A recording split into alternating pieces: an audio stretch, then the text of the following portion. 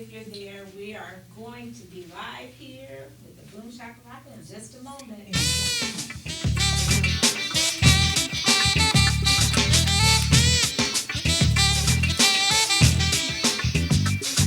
Live from Waterloo, Iowa, the lovely Miss Rocky and Shaviva, continuing 5 years of positivity from a NorthEnd perspective, are here to present what's making us all look good, with a whole lot of boom and a whole lot of shakalaka, because you know what time it is.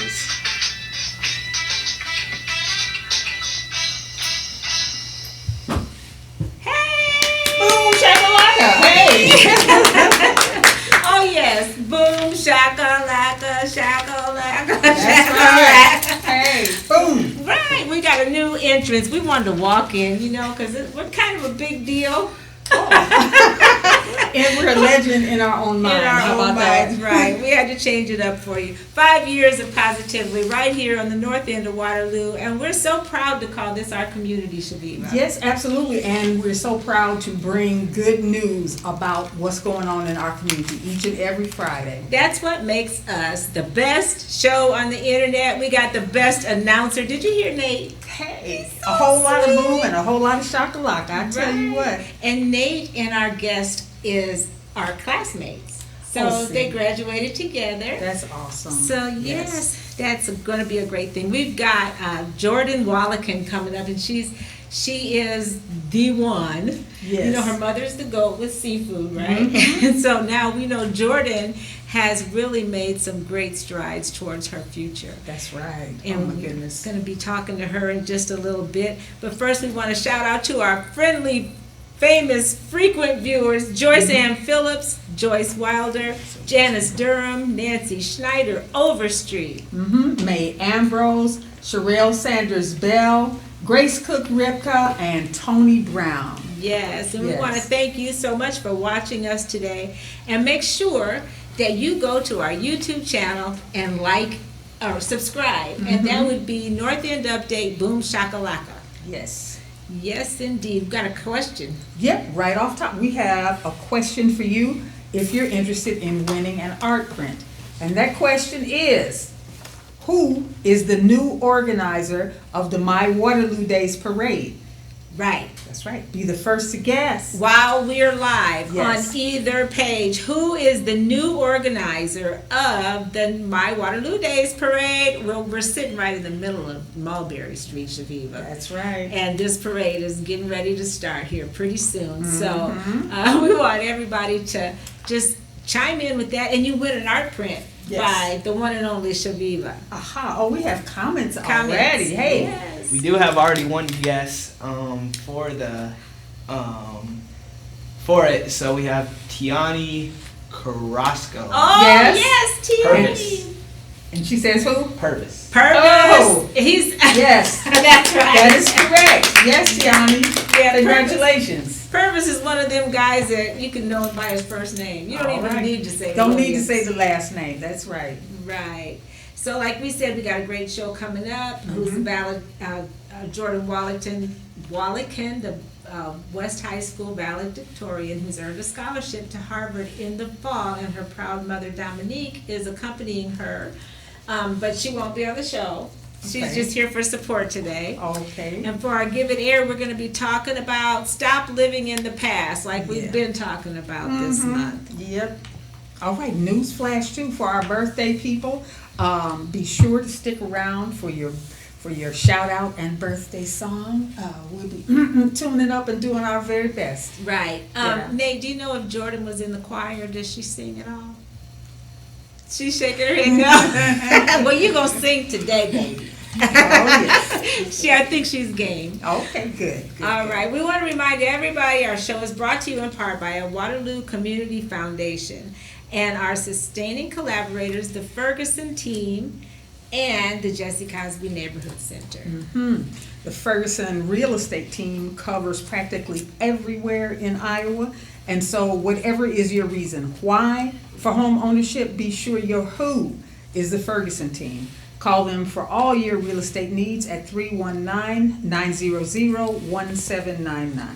That's right. And you know all about the Jesse Cosby Center because we tell you about it every week. But for more than 50 years, the Jesse Cosby Neighborhood Center has been a multicultural, multi-generational service provider with an adult daycare center, Meals on Wheels, youth and summer feeding programs, and employment programs. For more information on what the Jesse Cosby Neighborhood Center provides, call them at 319-234-1793, or they have another extension on the screen there. Or you can visit our page to find out more about our sustaining collaborators. Mm-hmm. And we know you'd like to be a sustaining collaborator, so what you need to do is inbox us to find out the benefits of promoting your business and making us all look good. Absolutely. Yes, and it's right about that time for us to have our Nate talk about The Soul Town. So I have an interesting comes piece Ed. today. We got to say thank you to Ed because Ed's running around I double know. time because Agnes is I gone. know, yes, Ed is making us look real good today. Thank you. Thank you, Ed. So I have. Nate, what do you have for us? Okay, so We're going to this talk one. to Jorden. It's a test, Jorden, so when he gets done, we're going to ask you about this. This one's a little different though. Like it was just something I don't usually see in the Soul Town, but that just shows like the diversity the Soul Town always brings every new edition. So this one's Legalize Please by Natasha Robinson, and it's titled Should I Want to Serve Jury Duty? Should I want to serve jury duty? You guys serve? Yeah, I read it. Yes, I've served, and yes, I read the article, so yeah. Yeah, and me personally, I have not served jury duty yet, but from my parents and other people I know, not many people like doing jury duty from what I understand. No, didn't like it a lot, and right, once they get you the first time, seems like they call you every month. Yeah. Yeah, so basically, this is kind of just a little intro piece, but Natasha's just kind of first talking about how everybody finds the jury duty grueling and just something they don't want to do as it interrupts their daily lives. But I guess the kind of part that kind of got me hooked on to this article, and now is going to have me reading more, is she mentions, as more court systems are opening up for in-person trials to commence, I thought it would be a good time to talk about those things we don't want to talk about, because we are family. I will be starting a series called Talking About, which will have us engage in some learnings and unlearnings about the intersections and interrogations of the criminal legal system and our lives. This series will help us with our soul work in that there are some conversations in our case, readersations that can address and repair the breaches of information passed on to us by the systems that seek to destroy us. In the following 2 columns of Legalize Please, I want to talk about jury duty from a legal and historical perspective so you can consider the important role you may have to play in serving on a jury. And that's just something that interested me, because when I think of jury duty, I just see people, unhappy about it. But knowing that there's a deeper and more important meaning behind it kind of intrigued me. So I'll definitely be tuning in to read more. All right. Agreed. That's one of the many wonderful things that you can read about in the Soul Town. To get your copy, you can get a print copy at Earth's Beauty Supply, 704 Franklin, or go to thesoultownmagazine.com for your copy. All right. As you can see, we have the lovely, intelligent, beautiful, charming, talented, not Dominique. This is Jorden. Thank Dominique's you. twin. No.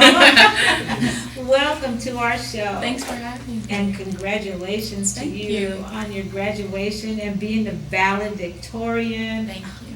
What an honor. What does it mean to be in that position right now for you? Well, it is a lot of responsibility, I think, because there's not always a black woman who is valedictorian. So I was kind of like the only person that looked like me in my classes, but now I see that I'm influencing, the next generation. So that's what it means for me to inspire others. Oh, wow. That's wonderful. I mean, growing up in the black community, one thing you kind of come to understand fairly early is that the things you do, be they good or bad, other people project on to you their own thoughts and hopes. Like if you're doing great, like everybody, you're a star right now. Oh, yes. And I'm sure that you understand that, and we're also very proud of your accomplishment and Thank have you. great hopes for your future. Thank you. Was there a Right. question in there somewhere? No. But just talk about your plans. I mean, because we know that you're going to Harvard, the Harvard. So. Yes, I'm really excited. I love Boston. So I'm going to Harvard, and You've I'm been there before? Yes, I went last summer. It's so beautiful, and I love the history. Yeah, so I'm Awesome. excited. So I'm gonna be majoring, maybe a double major in women and gender studies, and then African American studies also. And so hopefully, maybe I'll be a professor or work with nonprofits. Oh, wonderful. I want to talk to you about the history that you're making here in Waterloo. You and at West High, and I understand there's another valedictorian that was at East High. Alonzia Quinn. Yes. Alonzia Quinn, and I believe she's going to She's going to Stanford. Stanford. Stanford. Yep. Are you friends? Do you know her at Yes, all? we've known each other since like middle school. Oh, We were in like awesome. club volleyball together. We did upper bound together. So yeah, we know each other. So that is definitely, for those of you that don't know, this is historical. There have never been two black valedictorian and Ivy League school scholarship people. So congratulations on you. that. We could just clap all day and I know, congratulate that's you on a whole bunch of things. Thank I think you. we have some comments. Nate, did you say? Yeah, we have two from Kevin Dill, one saying very proud and also checking in and saying hello. Oh, All hey right. Kevin. Hey, Kevin. We always appreciate you watching. Yeah, so we have a segment on our show called Give It Air, because sometimes things that we bring up in this segment are things that have oftentimes gotten swept under the carpet, or people are too sensitive to talk about. And what we've been focusing on this month, I guess, Yeah. is things that people, how people say, "Oh, get over it." It was way back. Slavery Yeah, was stop 100 years living in ago. the past. Stop living in the past. Right. So we thought we would bring up some things that have happened in our lifetimes. We're really young, right? So of course, at heart, right? If nothing else. But we wanted to talk about some things that have happened in our lifetime. And today our subject is the Emmett Till that was killed in Mississippi. Yes, that was 1955 now. For some people now, for you, that's an awfully long time ago. Perhaps for your mother as well, but I was in the world. I was 2 years old when this happened. Now, how did it affect me as a baby? Probably not at all, but that was just a reality of life at that time.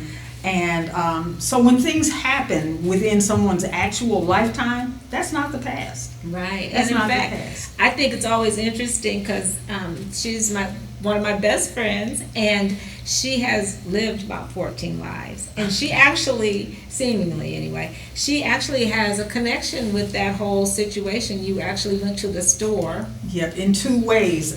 These people who did lynch Emmett Till, I had an aunt who lived in a small town in Mississippi called Rouville, and the Milan brothers, the killers of Emmett Till, owned a store there. And as a young child going down there to visit, as I got older, it was just some things that were written in stone. You do not go to these people's store for anything. You do not walk on the same side of the street where their store is located. So there's no support, there's no contact whatsoever, because they were acquitted after like a couple of hours, but at the same time, the ongoing thing was whatever support they had from the African American community as far as people patronizing their store, that was the end of that. Nobody had anything to do with them for any reason. And Emmett Till's mother was a teacher in Chicago, where I'm from. As a matter of fact, she was my older sister's teacher at the school we went to. And so, those degrees of separation that seem like it's so distant, Far away, yeah. it's really not. It's it can not. be very, very close. So I think our point is when you can put it in perspective with someone or that that maybe it hits home a little bit more. And we just wanted to give that a little air. That's right, because you got to air stuff out, a little disinfectant. Exposure is the best disinfectant. Right. And we're going to be talking about some things that are more in your age group or your mothers. In the 1980s, we'll be talking about the crack cocaine epidemic and the comparison in how people are treated with opioid compares to back in the crack days and stuff like that. So, yeah, our Give It Air subject. What do you think about that? I think it's really important that we talk about this stuff because it still impacts us today. So. Yes. Exactly. That's it. That's it in a nutshell. It still impacts us today. It impacts us today. That's right. And with the 1619 Project, and a lot of people are talking about, I hate to even say CRT, but these are things that young people have got to learn, even though they're hard lessons. Right. We still need to talk about them. Yeah. Yes, indeed. All right. Well, thank you for giving that a little air and entertaining that with us. And hopefully our viewers learned a little something as well, that it wasn't that long ago. Right. All right. Now we get to talk to you, Miss Lady. Tell us. Shabeba, where's our questions at? You know what? In my mind. Oh, you thought. Okay, right. We thought we had your mom here too, so we're going to just talk to you. Not only that, in my mind, it was just such an open-ended thing to talk about. I mean, when you, how are you going to feel about being so far away from home? Oh, that's a good question.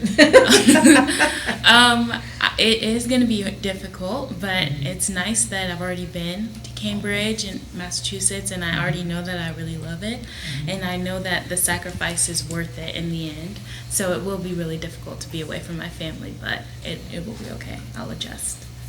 Okay. And I know in Boston there's a whole lot of seafood. Is there any connection? I mean, right? Am I right or wrong? Because I remember I knew some people from Boston, and they talked all about their lobster. It's really fresh because we're on the coast. I don't really like seafood. What? How crazy is I know, that? right? Especially because my mom has a whole seafood business. But right. So when she comes and visits, she'll be able to have that seafood, but I don't really like it. You sort of like that.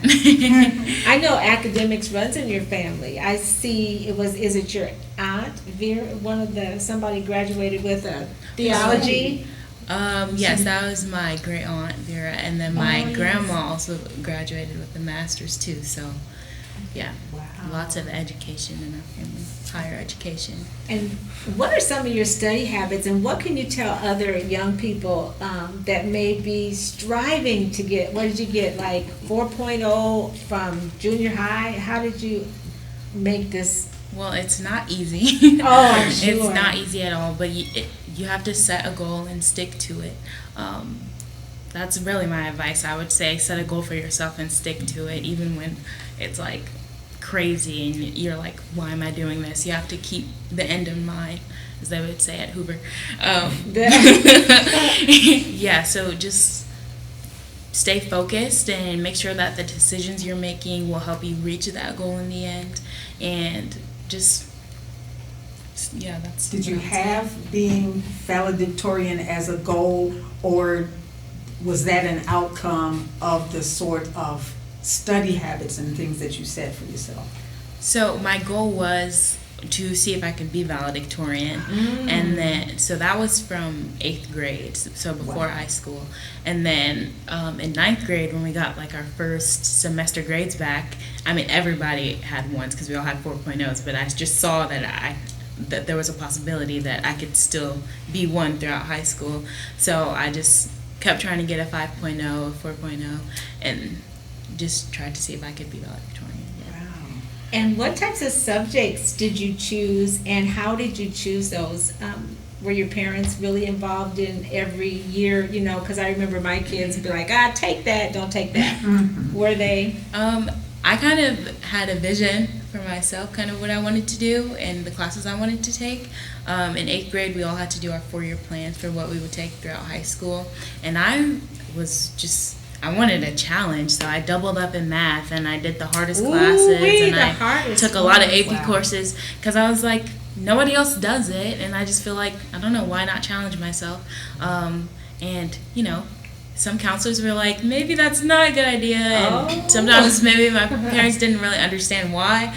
But I like learning and I love math. And I thought, why not just take the hardest stuff I can take and learn a lot and push myself to be the best I can be. Do you feel like you got pretty good support from your counselors? I asked that because at the time I was in high school, I think I probably saw a counselor maybe once or twice. It was just a different sort of Right. experience.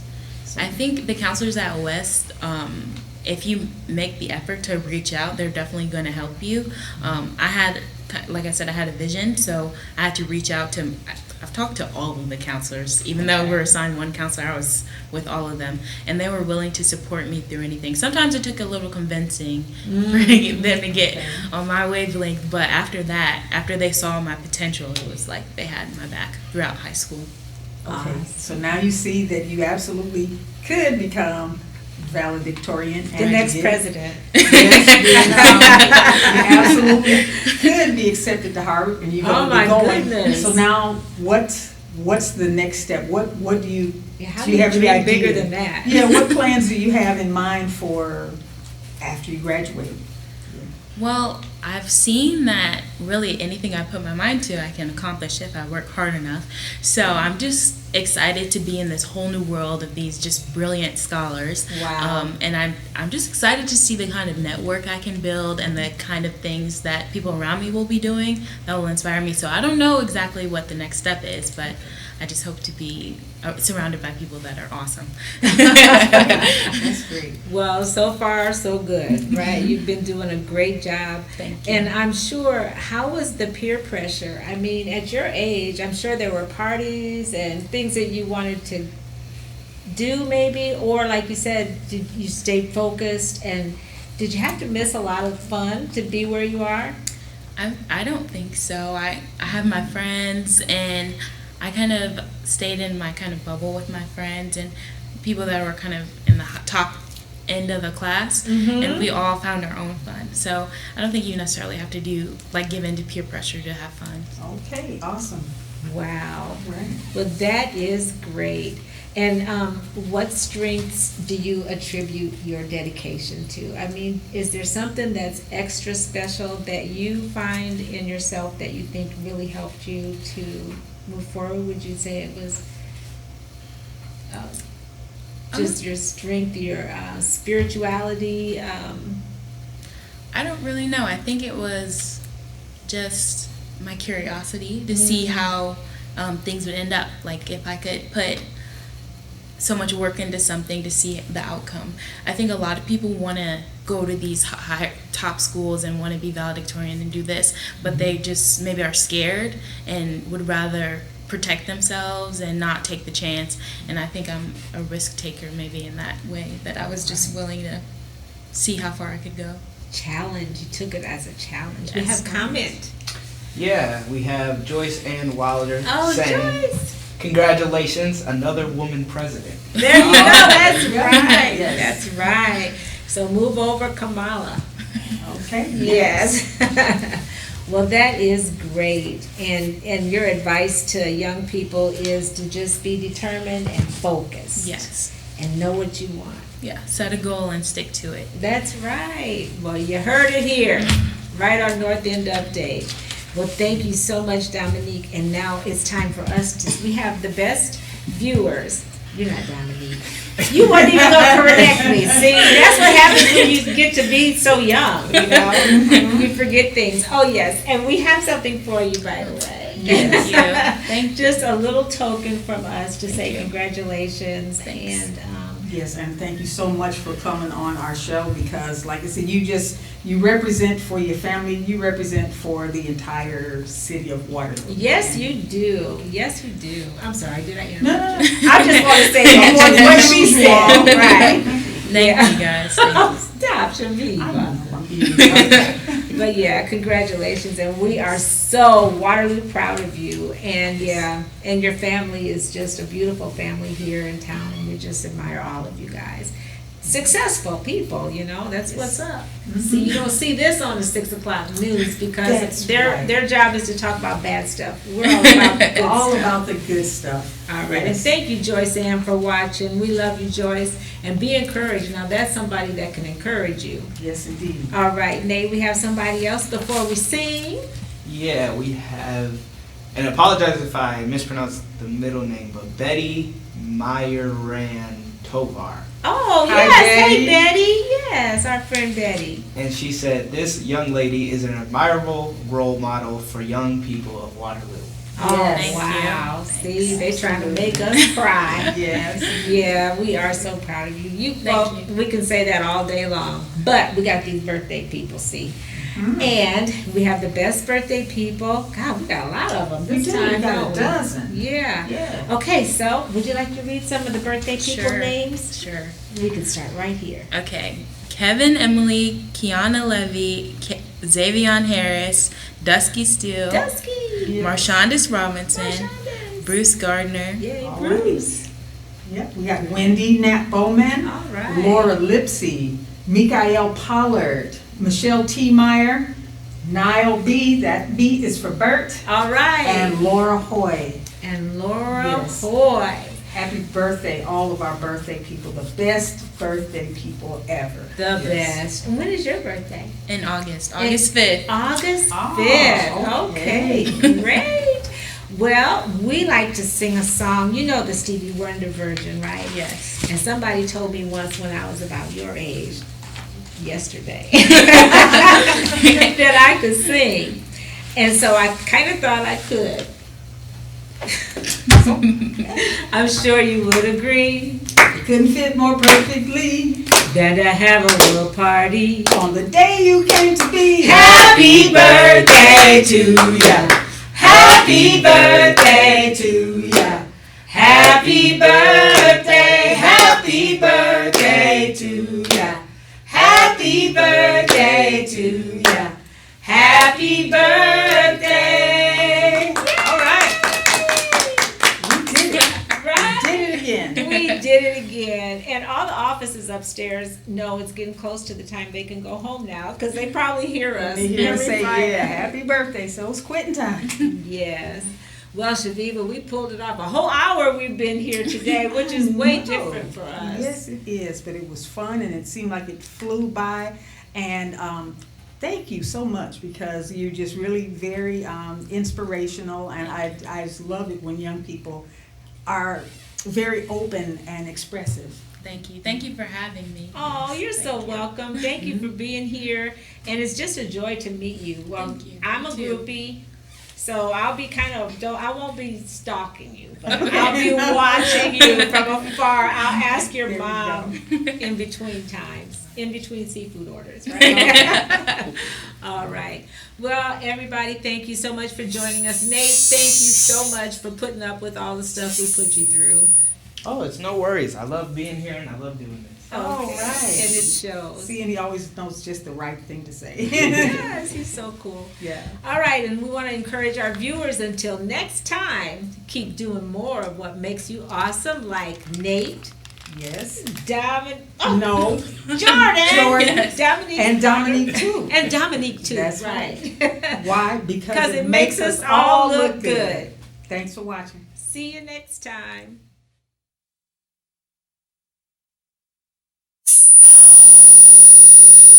Wow.